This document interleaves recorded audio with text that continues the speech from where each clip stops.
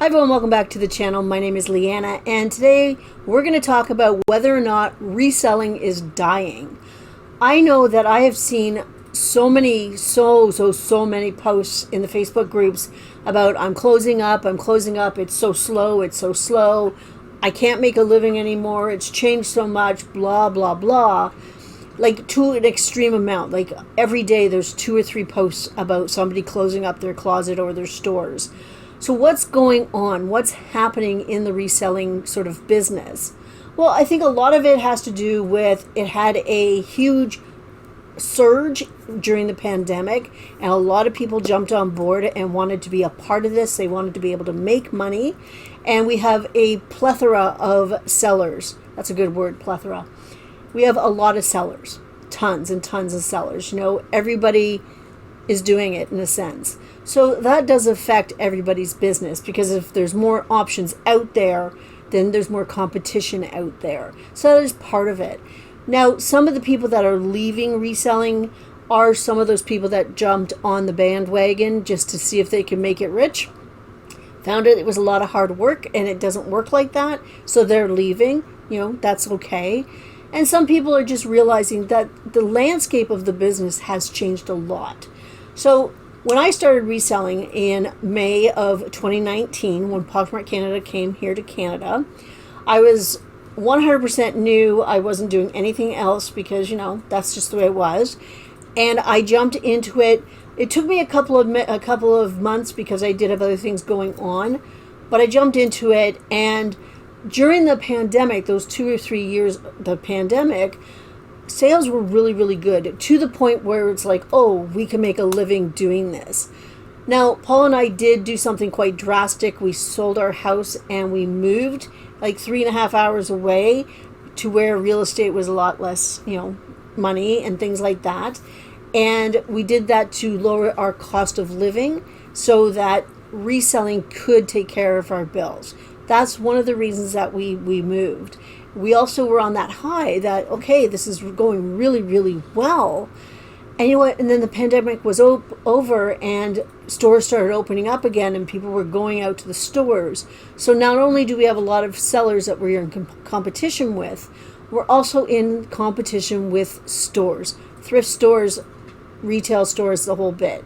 So that opened it up to many more options for buyers. So reselling took a bit of a dive. A little bit, you know, because that makes sense to me. You couldn't go outside and shop, so you shopped online, so sales were up here. Oh, I can go and shop at a store, so sales go down. Makes sense. When I first started, one of the things I wanted from this was to never have to work for somebody else again.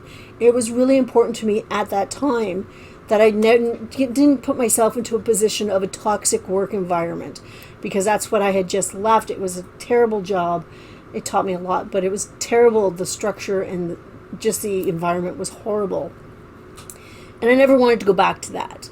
Now, fast forward 6 years, and yeah, you know what? It is slow with everything that's happening in the world right now. And, you know, with Posh US being a little harder to get access to for Canadians, I did reopen my Posh US closet this past week. So I've been working on trying to get, you know, listings up, because I had to delist a lot of things because they were made in China or whatever. And so I think I have maybe 100 listings there, which is not enough. I know that. So I want to work on getting more on there. But I did open it up. Nothing really has happened with it yet, but that's okay.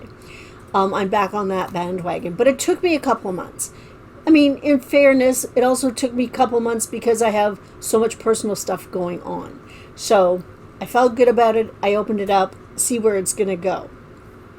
Because honestly, I need that income. I need that money that generates. Once it starts going again, I want that money and I need that money. Posh Canada has been slow, but I am slowly building up to listing and being consistent and to making sure I get really good items. I'm being very picky when I shop or when I source. I'm trying to stay away from things that just, you know, won't sell. Like, oh, that's cute, or that kind of attitude. I am checking my sell-through rates. Unless I get stuff like in a baggie, like at the baggie wall at Value Village, because I picked up a baggie because it had a back scratcher in it, because Paul had broken ours. I'm looking over at him.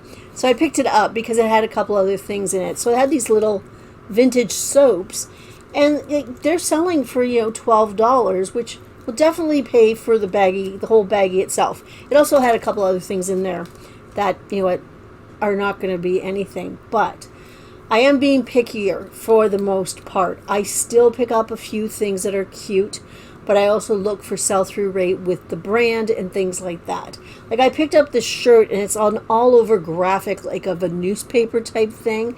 And the brand is Streetwear Society, which is a crappy brand, and it probably won't really sell necessarily, but the print is just that sort of dynamic. I just loved it.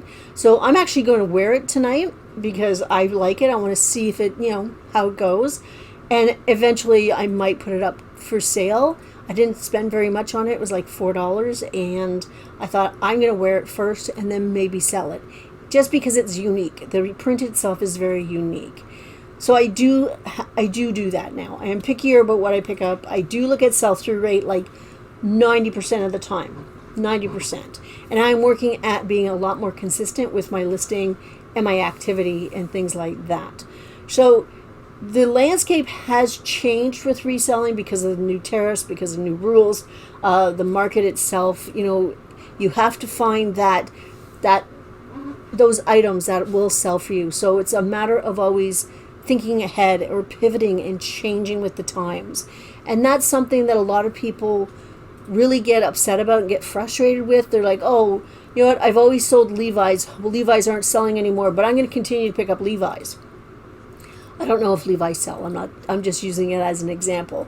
When you continue to do the same thing, expecting the same results, when you don't get those results, you need to change. You need to take stock of what you're doing, and you need to pivot, and you need to think of different ways to continue to make money.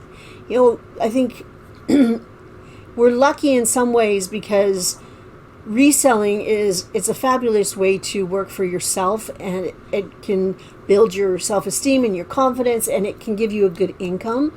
But once in a while, you got to take a good hard look at what you're doing and where you are, and maybe you have to go out and get a job.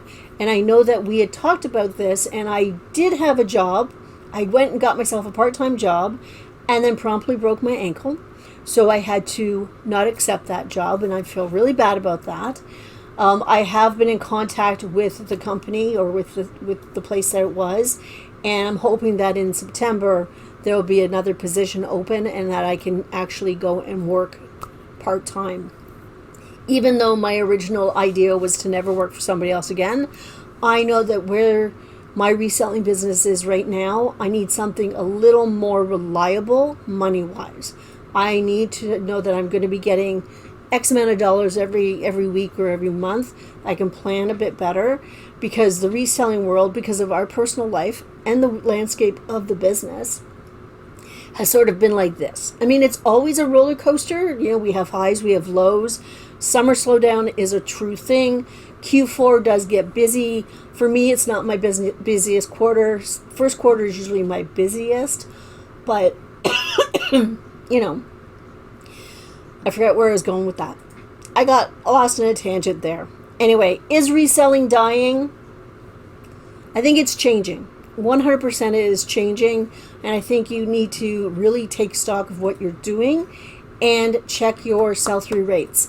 That is the lesson of everything. I love to source. I like to spend that money and go out shopping. It's a lot of fun.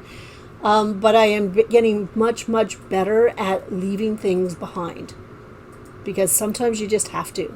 I have stopped doing that. Oh, somebody will like it. I have stopped doing that for the most part.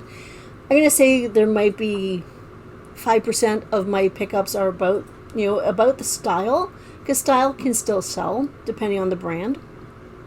But I am checking sell-through rates, and I'm watching what I'm paying. I've tried to keep my cost of goods low.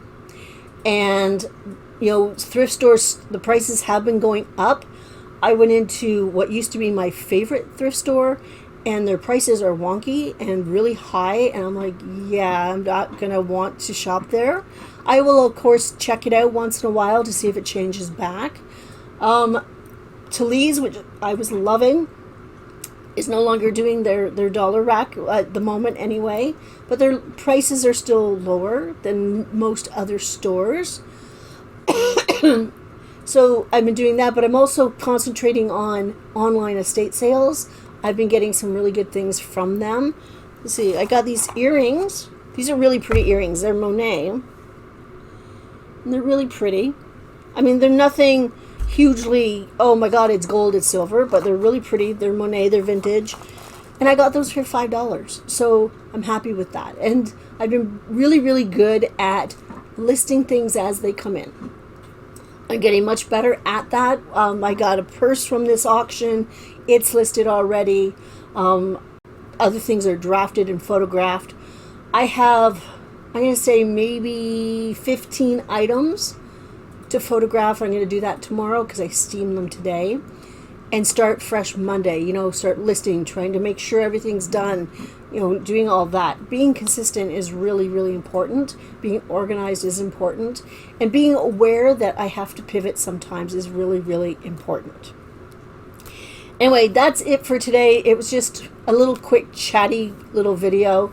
Let me know what you think about reselling and dying and all these people selling off their inventory. Let me know what you think, if you've noticed an uptick in it. But that's it. It is Saturday, July 19th. It is Paul's birthday, so we are off to the races. And I will see you guys next time. Bye.